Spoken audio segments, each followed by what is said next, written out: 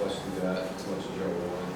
And then Joe, Carol, have you had a chance to look through it yet, Carol? Okay. No. And we can walk through the pages where we made the changes that would relate to the hobby Okay. confirmation. And it doesn't look like we're going to have whatever else you guys want to talk about that's left over from the stuff that we discussed previously. So we'll just wait for. Do we want to open the door? We got or- somebody out there helping Oh, out. do Yeah, we? they're greeting people at top, so Okay, we'll go down here. okay. I've got the relevant pages for the title sheet up on the board. Can you hold it open with that trash can, Chris? I think it's too light.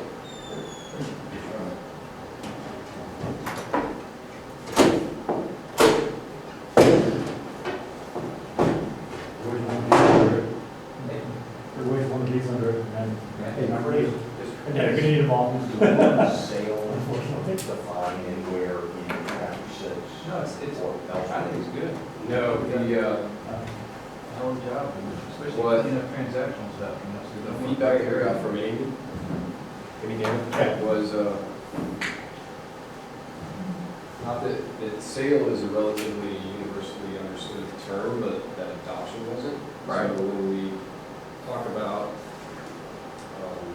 dispositions or refer to adoptions, that we need to define adoptions as a sale, and then just use adoptions throughout the rest of the. Right. I'm just worried about when you have those situations where somebody like Kroller is funding all the adoptions, and let's say the situation where someone gets a dog for nothing. We can't do that. We already figured that out. We talked through that, and that's why we defined adoptions as, There's gotta be some consideration. Gotta be some consideration That's why we- by the person getting the dog. Right. Okay. that's why we said in exchange for cash or other financial consideration. Right, so there can't be any more giveaways then. Not total giveaways. Okay, because someone could think of Yeah, that. so it'll be like a buck, right? It'd be at least $1. Okay. There's gotta be some skin. That's fine. There's gotta be some understanding that they're in this. Good. Yeah. Well, I think more so because then, a lawyer could attack that and go, well, that dog it wasn't really a sale was fine, we gave it away. No, we got that, so we put a buck in. All right, good.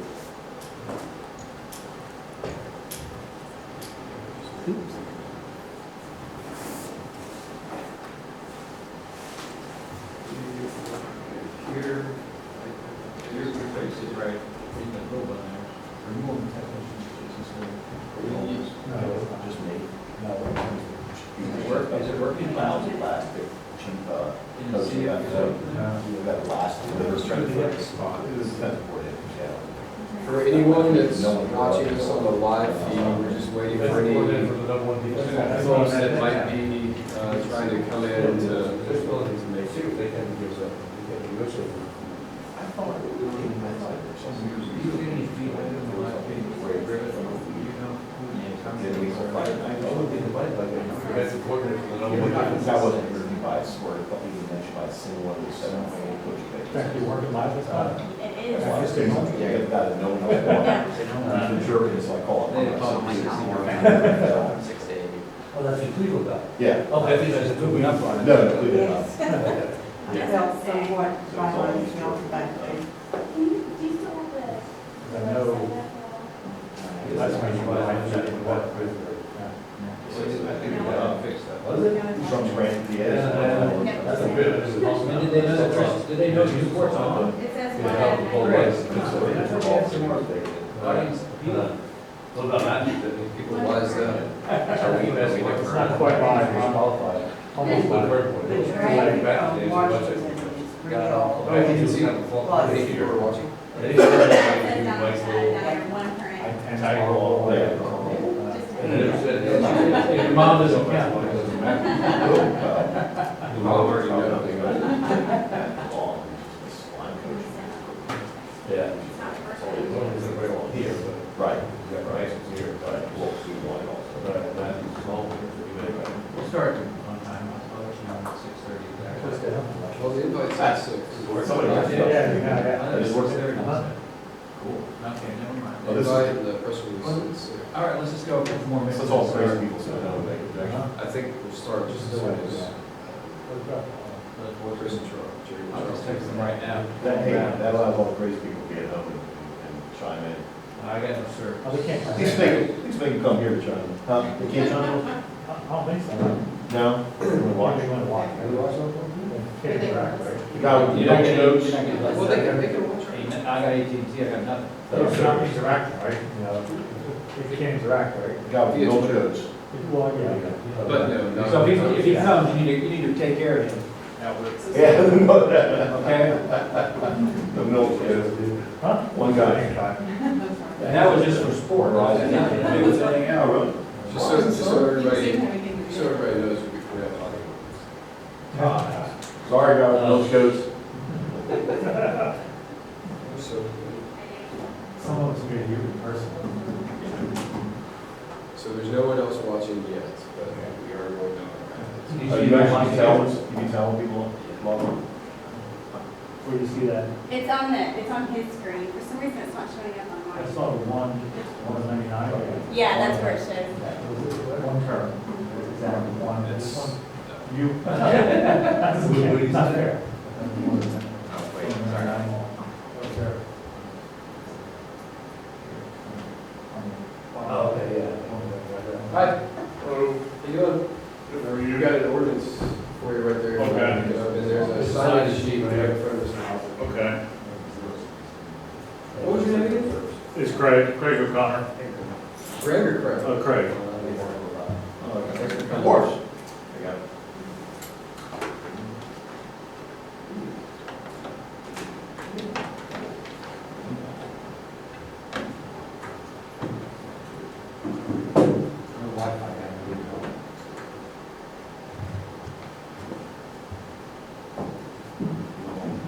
No.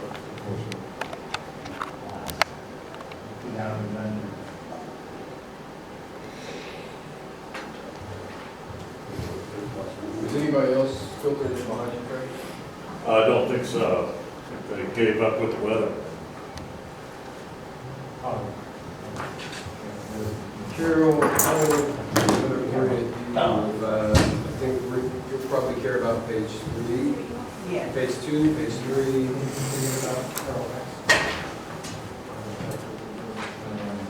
And page 47.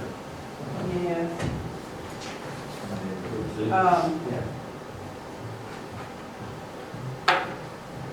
And I was told this evening that where we were hoping to circumvent the commercial breeding within homeowners associations, that we may not, this may not, I hesitate over that, but the guy I was using at AKC to give me feedback is in Florida in a conference today, so I have not had a chance to talk to him about it. So tell me again what you think the problem is? With the homeowners association, where it says if you breed a litter and sell those puppies, that would make you a commercial breeder. And a lot of homeowners association constitutions and bylaws say that thou shalt not commit commercial things if you're out of your home. So that's what we're concerned about. So wouldn't the homeowners thing trump? Yeah. Homeowners always trump. Yes, This wouldn't designate the activity that your group is engaged in, talking about as a commercial breeder, would designate per se ordinance as hobby or conformation. yes, But that doesn't mean that homeowners associations can't say, despite what you call this activity. I think we've hemmed it in, we've made a pretty clear distinction between the commercial and the hobby. okay, You know, what homeowners associations do, and what deed restrictions do, that always trumps, provided it's constitutional.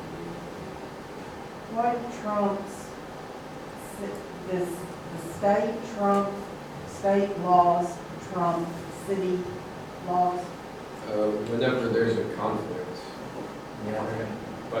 but it's not, there are many cases where there's not a conflict, and state law enables cities to enact more rigorous standards than what exists in state law. Pet licensing is one example of that. The state doesn't require that animals be licensed, but it says that counties and municipalities may enact regulations to do that. And then it kind of hems in, for example, it says that a city person can't be forced to have dual registration, be subject to dual registration. So they can't be forced to get a pet license in both the city of Houston and in Mexico. Okay, well, I guess we'll start. If that's all right with y'all. Just for the purposes of the recording, I'm just going to identify myself and do a really brief introduction.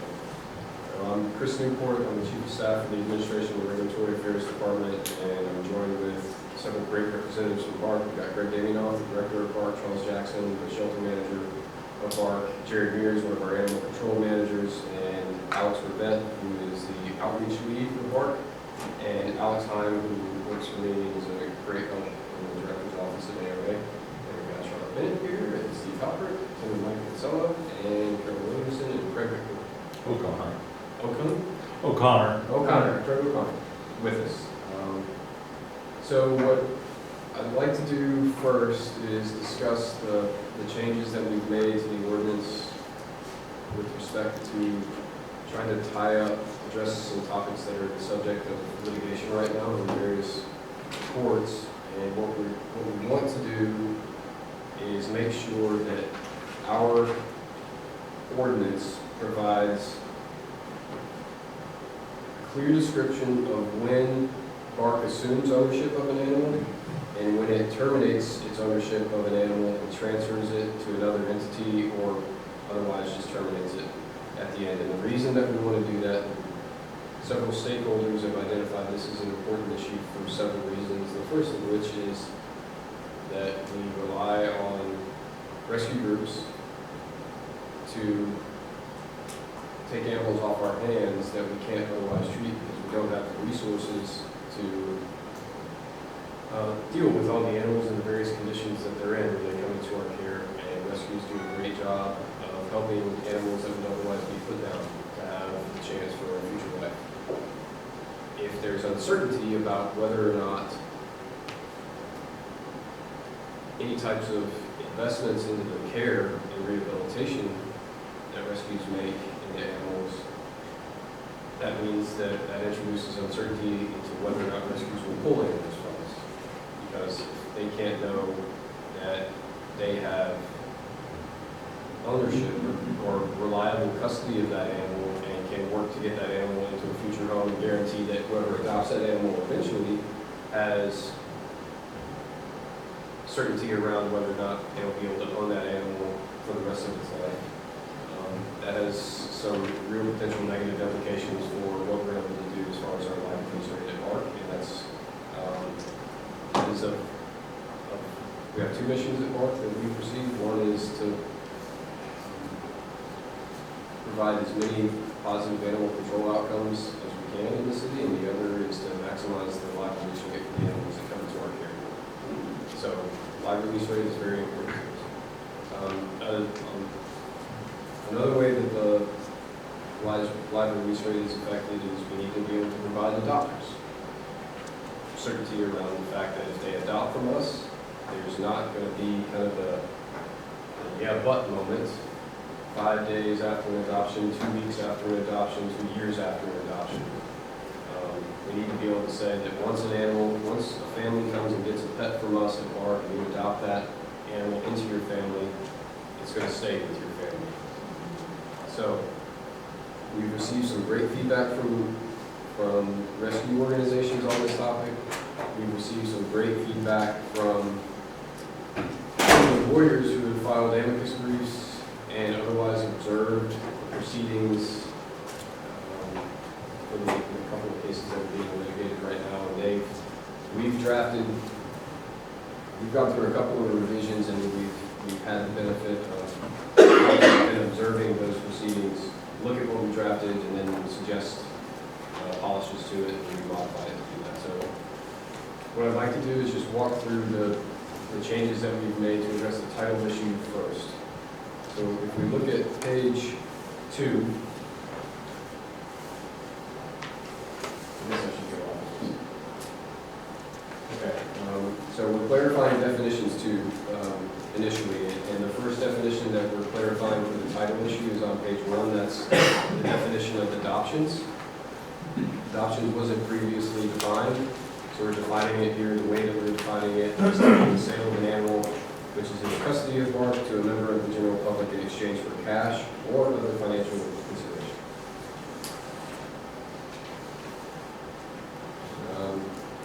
And then our next task was to clearly define how BARC disposes of an animal. So what we're trying to do there is provide a certain endpoint of our ownership interest in the ways that we achieve that endpoint. Does that make sense? So we define disposition to mean the relocation of an animal. There, that's talking about TNR and wild animals that we relocate. Or termination of ownership by BARC of an animal through adoption, transfer to a humane organization, or humane euthanasia. So we're clearly defining all the ways, and there are 4, in which BARC can end its ownership of an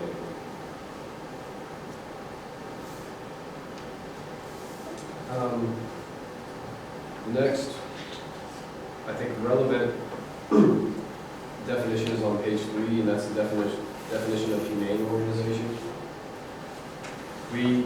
This definition used to say humane sheltering organization, I believe, and in order to fall under that definition, organizations used to be, the only organizations that this definition covered before were nonprofit corporations that maintain a permanent shelter facility within the city.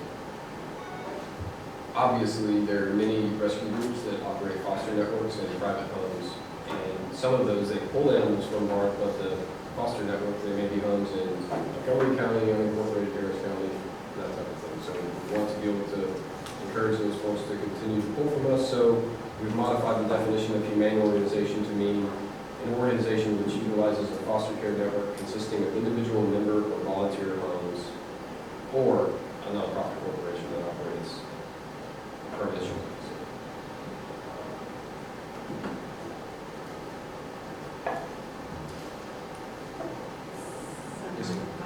Yeah, we've got a small group, so I think it's fine if you guys just, if you have a question as we go through it, just raise your hand.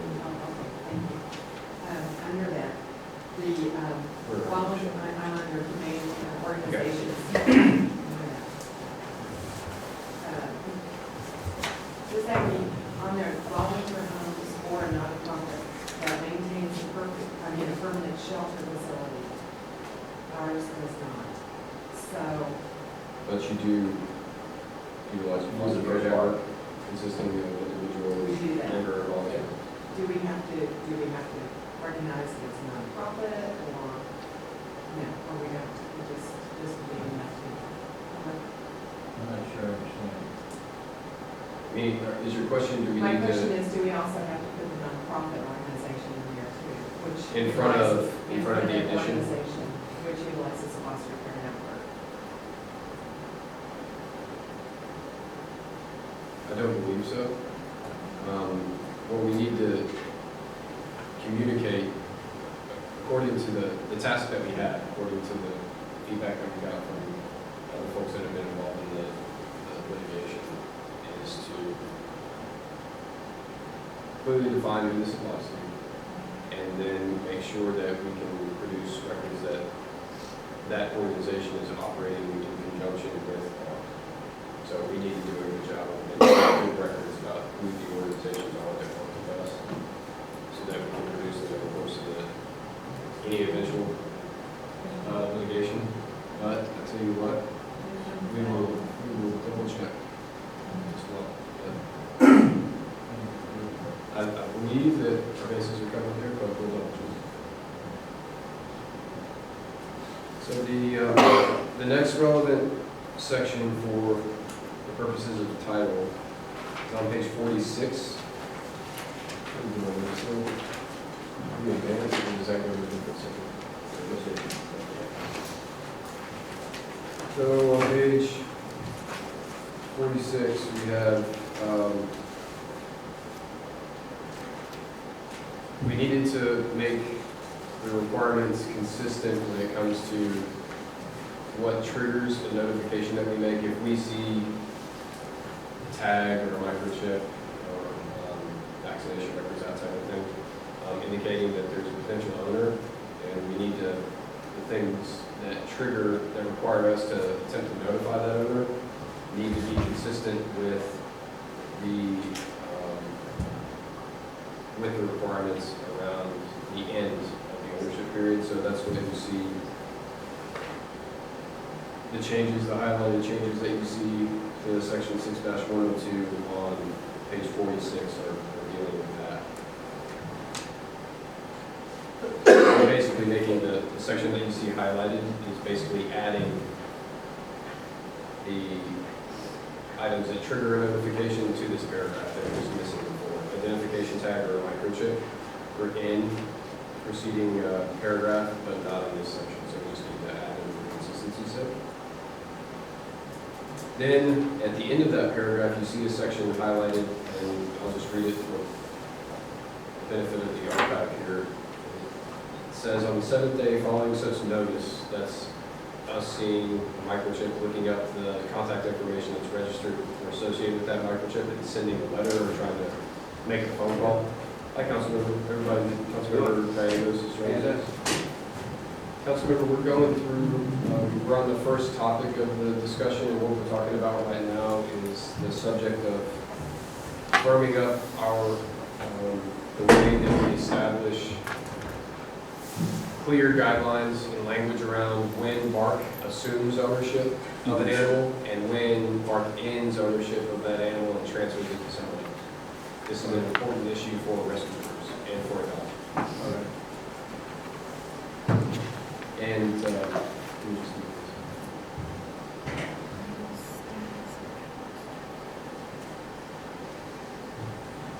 this. We have an intimate crowd. So, these are copies of the ordinance. Anyone is a sign issue.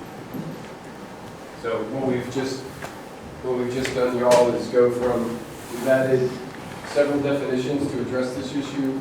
We added a definition for the term adoptions that was previously undefined. That's on page 1 of the ordinance. We added a definition for disposition, and that is on page 2 of the ordinance. That disposition, essentially what that does is it defines all the ways that BARC terminates its ownership of an animal. That's either through relocation, if it's a wild animal, then adoption, transfer to a humane organization, or humane euthanasia. On page 3, we've made an adjustment to the way that we define humane organization, and we added the old definition essentially only covered nonprofits that operated a permanent shelter facility within the city limits.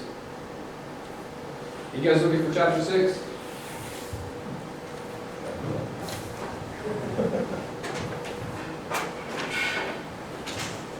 Hi. Hi.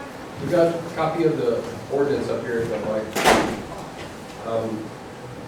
So we've modified and broadened the definition for a humane organization so that it will apply to essentially rescue organizations that don't operate a permanent shelter facility but do operate a network of foster homes, be it either individual homes or group homes. And then that picks us up to where we were before. We moved over to page 46. And what were two relevant sections here on page 46? And you see them highlighted. At the end of these two paragraphs, what we're doing is saying that there are two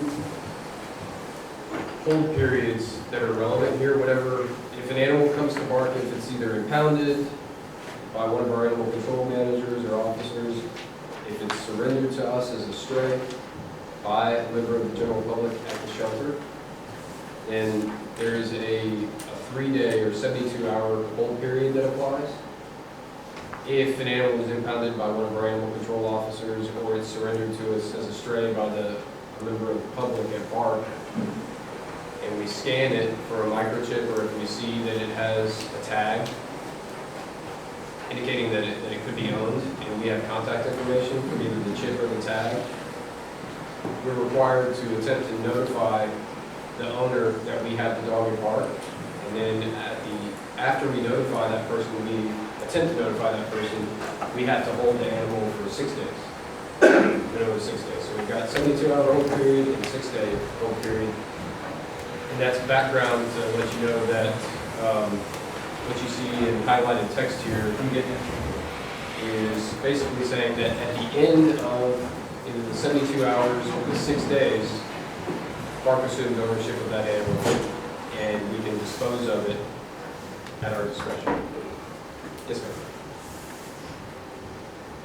ma'am. First of all, state law does not provide that the Rabies Control Act is a forfeiture statute. And so any kind of forfeiture of property has certain due process rights. And that is not what the statute is intended, nor does it in its enumerated provisions provide that cities and counties can dispossess owners of their animals. That's not what it's intended for.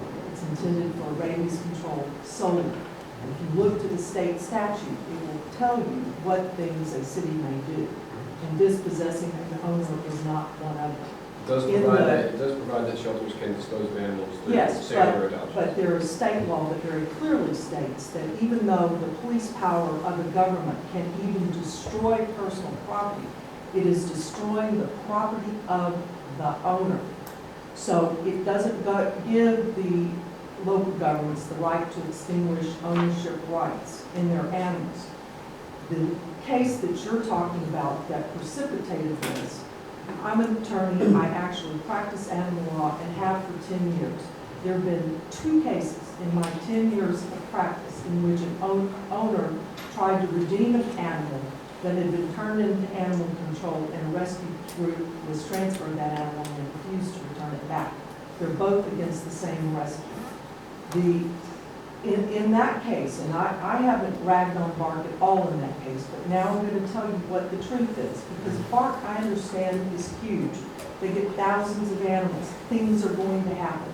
In that case, the owner, within 24 hours of the dog being placed at BARC, went to BARC to redeem her pet, the family pet that they had had for 8 years, since it was 8 weeks old, and BARC was closed during regular business hours on Thursday, January the 3rd, in the morning. BARC's not open for the redemption of the animals. So BARC, January 3rd, 2013, 2013, So we're not open. open. We're always open, we're open 7 days a Not week. open until noon. She went before work. The second attempt, because she was told by BARC, look on Pet Harbor. Her dog was a German Shepherd. It was posted as a Malinois. She did exactly what she was told. She doesn't know that BARC makes plenty of mistakes, because they're going to. They're dealing with thousands of animals. I don't expect perfection. The other thing that BARC had listed her animal on the kennel card as an owner surrender. It wasn't an owner surrender. She was desperately trying to find her animal. So to empower rescue groups, which, by the way, are not the pulse of your dog owners. Your dog owners, the pulse of the citizens of the city of Houston, are in this room. They're the people out there who own animals, millions of them, and they don't know that we're having this discussion tonight. Yet, the rescue group's own president testified that if his dog got out, he would want it back. So did their volunteer. So would any good owner. That's what And so why would the government want to purport to extinguish somebody's rights in 3 days when the government makes mistakes, people make mistakes? 6 days, people could be on a trip and their pet sitter lets the dog out. They come back to find out they don't own their dog anymore. The savings clause that was in the BARC is currently the BARC law, is there for a reason. It's there because people, Which savings clause? it's in At 30 days?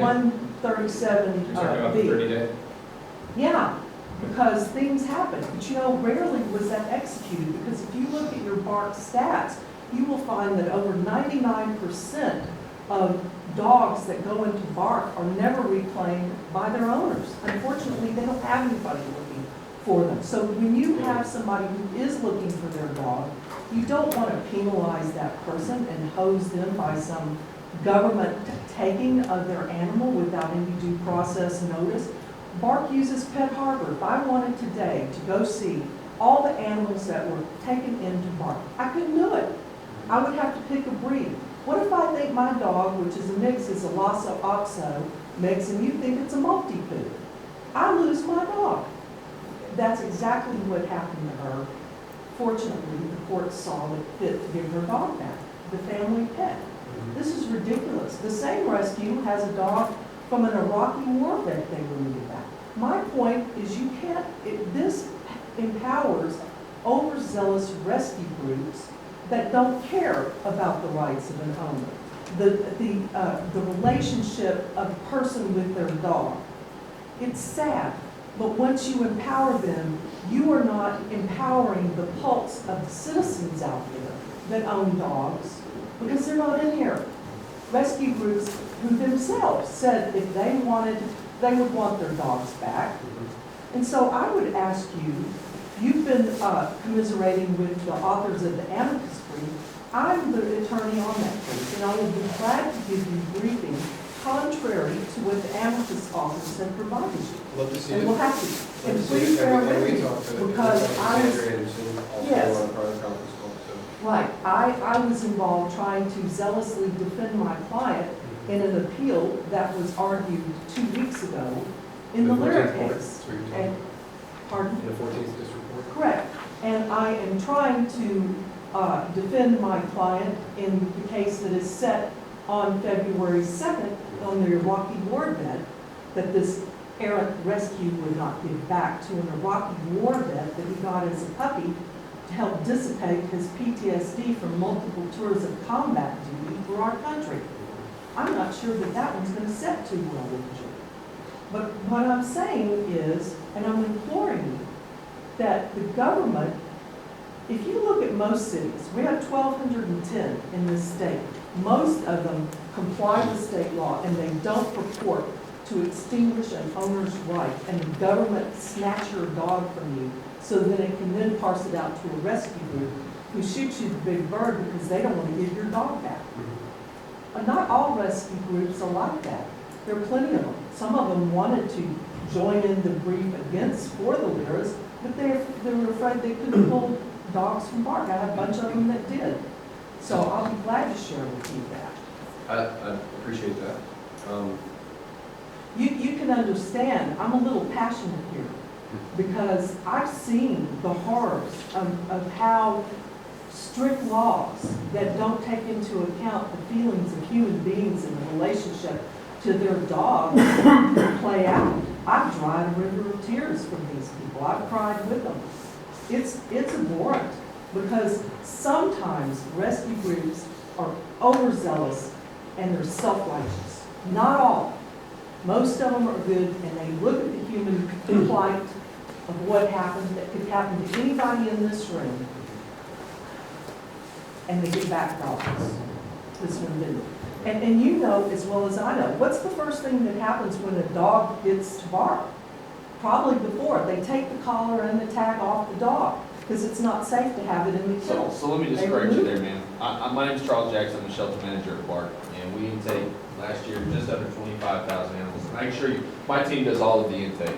If an animal has an identifying mark on it, there's absolutely no way, a tag or a collar. In fact, we record the color of the collar, what type it is, the information that's on that. If there's a phone number, we call it. I mean, we found people, we've gone, a cat that got turned into us that was 8 years old, right, had been away, we found the guy and we returned the cat to him, his daughter had taken it. I mean, there's multiple times. So to say that we remove the collar right away and we discard any identifying information is completely false. No, and I'm not trying to indict BARC. I like BARC. I I pull dogs appreciate from that. BARC. I have a BARC dog. And that's why in this case, I have never come out and ragged on BARC. You can ask anybody, you'll read my briefs. I appreciate that. I bring out what I happened, think the facts. you've established that. We could Because have, we could have a discussion on the I merits of the support argument. You don't every need to dog just- I own as a rescue dog. But, you know, and please understand, that's not my thing, We- but I also don't think anybody microchips agrees. migrate. They go in different directions, sometimes they fail, I have cases about that. You know, it's not perfect, and I don't expect it to be. And so that's why I'm passionate about this issue. Chris, the first part, I'd just like to clarify about coming to find your animal, please. Copy and open. Huh? Copy and open. About being open, yes. Yeah, so BARC's open 7 days a week for the purposes of folks trying to come redeem the lost animal. And they're, Charles, what time do folks start getting there? At 9 a.m., and if you go to the sign that's at that front gate, where she probably went and saw her open noon to 6, right, closed on Mondays and The Thursdays. website says that. And it probably does, right? But through our 2700 Evella entrance, and it has the same sign on the website, right? I don't know word for word, I haven't looked at the website in a while. But that same sign is on the website, but it says you can come to our 2700 Evella entrance 7 days a week. We will let you in, as long as there's an employee here that can walk you through. In fact, if you walk through and you find your dog that day and there's no one there to outcome it for you, right?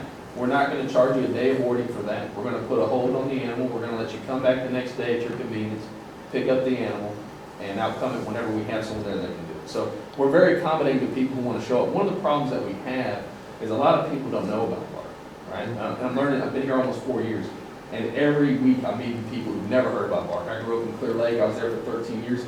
I didn't even know we had a Right. city entity. So part of the problem isn't necessarily the BARC issue, it is an issue with people not even knowing where to go to find their pet, right? So even if they do go to Pet Harbor, when animals come in, it is almost impossible to identify them with any, I imagine, I don't know the statistics, but most animals that come into BARC are mixes, right? So someone might say, well, it was a German Shepherd. Well, when I look at it, you know, it has that black muzzle on it, yeah, but it's a bigger or it's smaller or something, I think it's a Malinois, so I put it as a Malinois. And to some extent, yes. I mean, if we miss it, if we put a multi-food as a pit bull, then that's